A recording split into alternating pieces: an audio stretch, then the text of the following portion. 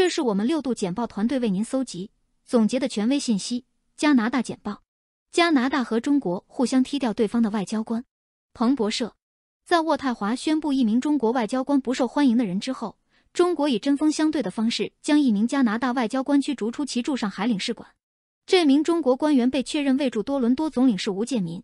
在中国加强对加拿大议会批评者的措施后，加拿大要求他离开该国。据说，一名中国官员要求谴责保守党外交事务评论家庄文浩 Michael Chong， 因其对中国和香港人权的直言不讳的谴责而受到谴责为令人作呕的流氓。此举是中国和加拿大之间在人权和贸易、全球安全和香港等问题上长期争端的最新转折。中国丑闻可能是特鲁多最具破坏性的丑闻。英国每日电讯：加拿大总理贾斯汀·特鲁多 Justin Trudeau 因中国在加拿大境内骚扰迈克尔·庄文浩 Michael Chong 和甘乃秋 Kenny Chu 等直言不讳的批评者而受到审查。上周泄露的情报详细说明了中国情报人员如何在香港寻找中的家人，因为他公开谴责中国对待维吾尔族穆斯林少数民族的方式是种族灭绝。在呼吁将这名外交官驱逐出多伦多之后，公众一直在问特鲁多为什么不早点采取行动。特鲁多指责加拿大安全情报局，而他的国家安全顾问则与总理的说法相矛盾。这一丑闻凸显了人们对加拿大政府应对国家安全威胁，特别是来自中国的威胁的担忧。现在还不需要囤积20美元的钞票，最后一张可能很有价值。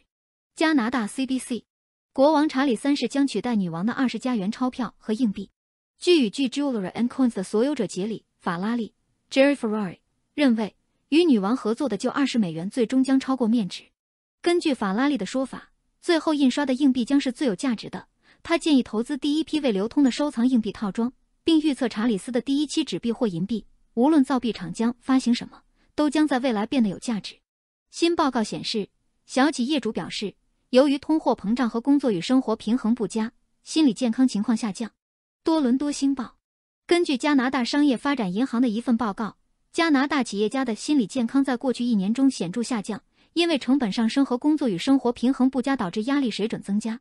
对1500名小企业主的调查显示， 45% 的小企业主每周至少经历一次心理健康挑战，比上一年增加了7个百分点。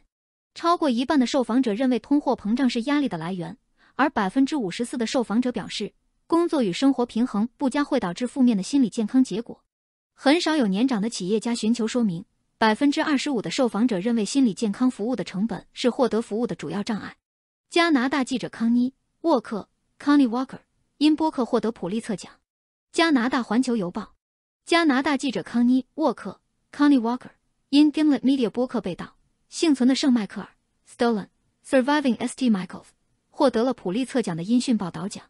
播客深入探讨了寄宿学校发生的虐待事件，包括沃克父亲的经历。他进行了广泛的研究，开始追踪在学校工作的牧师。他的深入调查给法官们留下了深刻的印象，他们称赞这项工作是个人对真相的追求，并结合了严谨、专业的报道。沃克说，这一消息让他无言以对，感到震惊。随着旅行需求高涨，加拿大的机场和航空公司发誓今年夏天不会那么糟糕。加拿大 CBC： 随着 COVID-19 旅行限制的继续放松，加拿大正准备迎接夏季客运量的激增。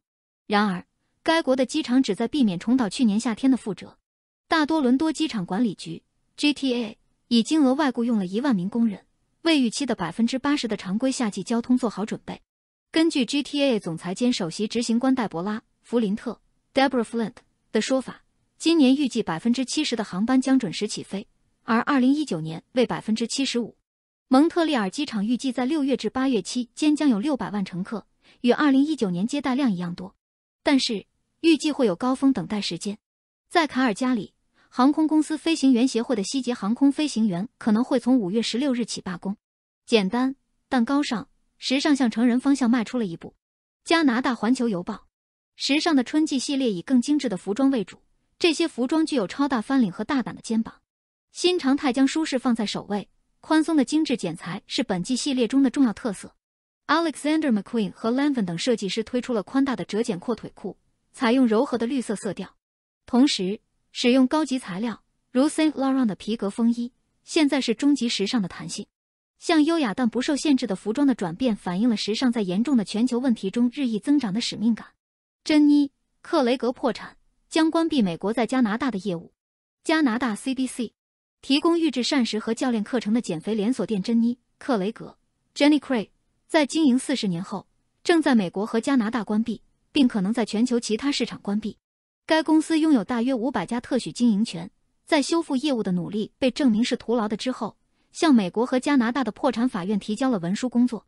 加拿大法院文件显示，该连锁店欠加拿大个重无担保债权人超过 3.23 亿美元。该公司于2019年被私募股权公司 HIG Capital 收购，收购金额未公开。专家表示，学习金融知识永远不会太早，永远不会太晚。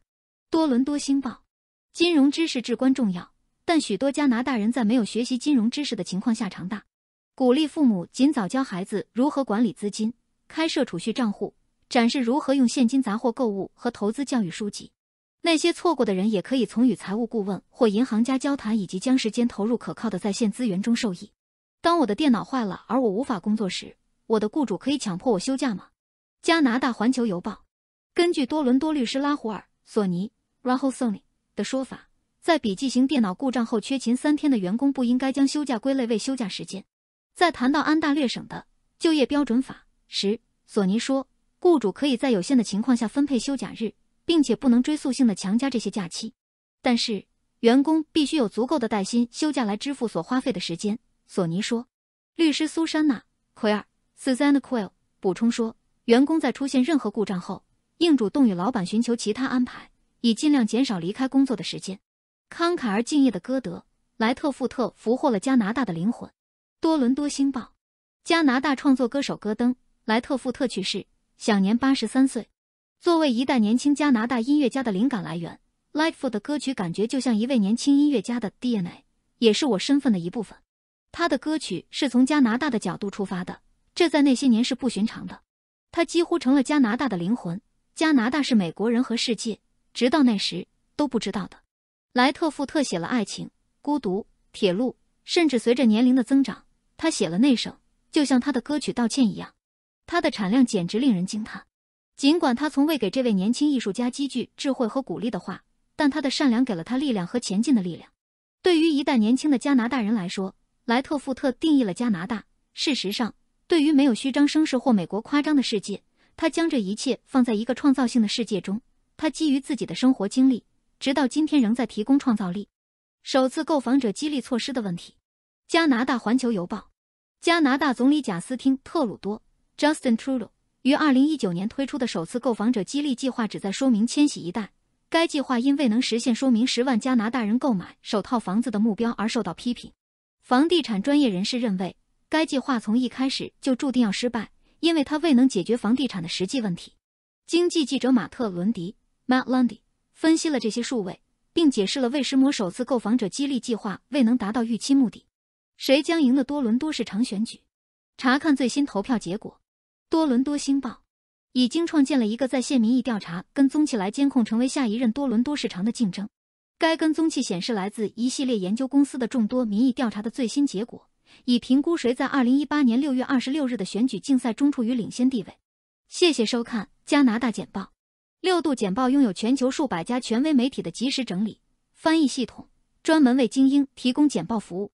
请到6dobrief.com定制你所需要的各类内容。